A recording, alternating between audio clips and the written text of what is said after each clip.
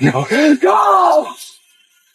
My best buddy Rick and I were out hunting when we suddenly heard some strange noises. After looking around carefully, I spotted an elk. Just as I was about to take the shot, his son Carl started walking slowly toward the elk. This was his first time seeing an elk. To satisfy his curiosity, we stayed put and watched him walk toward it step by step. But just as he got close to the elk, an accident suddenly happened. No! Rick grabbed his son and ran frantically forward. If he doesn't get treatment soon, he's going to die. At that moment, Rick turned back and shouted anxiously, How far? How far? That way! Hey, Herschel! Talk to Herschel, he'll help your boy! This guy next to me is called Otis. He's the one who accidentally shot Carl just now. Rick kept carrying his son and running desperately forward. He finally saw the place Otis had mentioned. Then Herschel and his family immediately came out. He asked if the kid had been bitten by a walker. Rick said his son was accidentally shot by Herschel's people.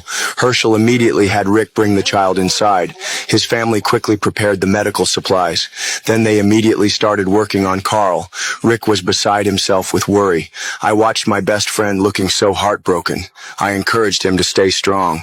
Then Herschel opened the door and came in. He said Carl's injuries were very serious. He needed surgery as soon as possible, but they didn't have the medical supplies needed for surgery, since Carl might need a blood transfusion at any time. Rick had to stay here at all times. At that point, I decided to go alone to find the medical supplies at a nearby hospital. Doug, why don't you do me a list, draw me a map? You won't need a map. I'll take you there.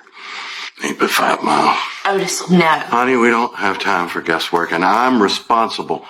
I ain't gonna sit here while this fella takes this on alone. So Otis and I immediately got in the car and prepared to leave. We successfully arrived near the abandoned hospital 10 kilometers away. Then we carefully observed the situation around us. Fuck! There were countless walkers here. The entrance was also occupied by a group of walkers.